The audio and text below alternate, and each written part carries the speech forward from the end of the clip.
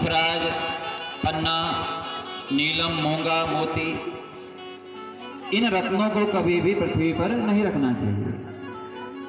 इससे माता पृथ्वी को क्लेश होता है, दुख होता है। और चाहे कोई भी देवता है, चाहे भगवान शालग्राम की शिला है या शिवलिंग है या भगवान या भगवती की मूर्ति है या गणेश जी की मूर्ति है, इन्हें भी भूमि पर नहीं रखना चाहिए। और कहते हैं कि शंख को भी कभी पृथ्वी पर नहीं रखना चाहिए। और जो जप की माला है, अब हमने जप किया और जप करने के बाद उस जप की माला को पृथ्वी पर रख दिया, तो ये भी माता पृथ्वी के लिए भार के समान है। या जो फूलों की माला है, धार्मिक ग्रंथ हैं, तुलसी दल है, सोना है, कपूर, गोरोचन, चंदन की लकड़ी और भगवान को स्नान कराया हुआ निर्माल्य, जैसे हम रखते द्याप्त नवनु, तो द्याप्त नवाई वाला पानी जो सो वो पृथ्वी में नहीं फेंकना चाहिए। इससे भी माँ पृथ्वी कहती है कि मुझे बड़ा कष्ट होता है। जैसे हमने देवताओं को स्नान कराया, तो स्नान कराया हुआ जो निर्माल्य है, उस निर्माल्य को या तो तुलसी के गमले में डालना चाहिए या तो जिस गमले में फूल इत्यादि लगे हैं उसमें डालना चाहिए। परंतु फूल के भी उस जल को, उस निर्माल्य को कभी भी पृथ्वी पर नहीं फेंकना चाहिए। और कहते हैं मां पृथ्वी स्वयं कहती है कि एतान वोडुम सकता हम क्लिष्टा जो भगवान सुनो। हे प्रभु, इन सबका भार उठाने में मुझे बड़ा क्लेश होता है, बड़ी पीड़ा होती है। और भी कहते हैं कि जो जनेऊ है या जो फूल है, इन्हें भी पृथ्वी पर नहीं रखना चाहिए। और ब्राह्मण को भी बिना आसन,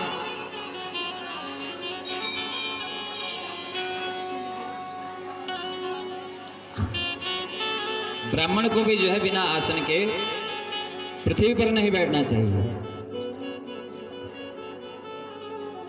और स्त्रियों को कभी किसी को दंडवत प्रणाम नहीं करना चाहिए। तो भगवान श्री हरि माता पृथ्वी से कहते हैं, हे पृथ्वी देवी, जो मूर्ख इन वस्तुओं को पृथ्वी पर रखेगा वो 100 साल तक काल सूत्र नरक में जाएगा। और भी कहते हैं कि जो जलता हुआ दीपक है, इस जलते हुए दीपक को भी पृथ्वी पर नहीं रखना चाहिए। जो व्यक्ति जलता हुआ दीपक पृथ्वी पर रखेगा, तो भगवान विष्णु कहते हैं कि हे देवी, वो 7 जन्म तक अंधा बनेगा, जन्मांध होगा।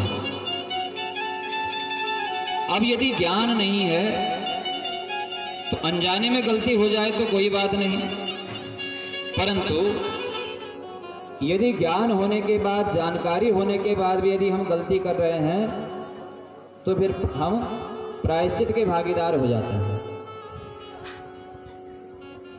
बोल परम्बा भगवती मैया की, पृथ्वी मैया की।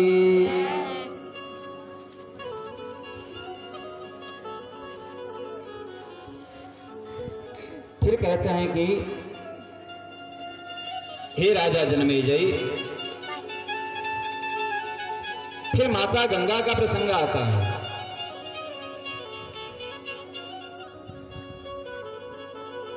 तो कहते हैं राजा सगर के 60,000 पुत्र हुए, परंतु इन 60,000 पुत्रों ने भी क्या किया कि कपिल मुनि का अपमान कर दिया।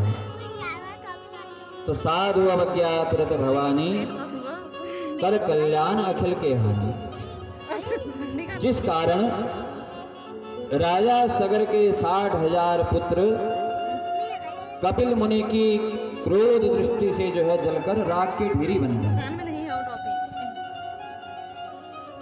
फिर राजा भगीरथ ने बड़ी सुंदर तपस्या की, जिसके प्रभाव से माता गंगा पृथ्वी लोक में आई। जिस स्थान पर आजकल गंगा सागर है, उस स्थान पर उन 60,000 पुत्रों की राख पड़ी थी। और जैसे ही माता गंगा उस स्थान पर आई तो राजा सगर के 60,000 पुत्र दिव्य अभिमान में बैठ करके स्वर्ग लोक को इन्होंने प्राप्त किया। तो कहते हैं कि गंगा गंगेति यो ब्रूयात् योजनानां सतैरपि मुच्यते सर्वपापेभ्यो विष्णु लोकम स गच्छति। जो मनुष्य श्रद्धा भक्ति विश्वास से 100 योजन दूर से भी माँ गंगा का उच्चारण कर ले तो सब पापों से उसे छुटकारा प्राप्त हो जाता है और वह व्यक्ति विष्णु लोक को प्राप्त कर लेता है।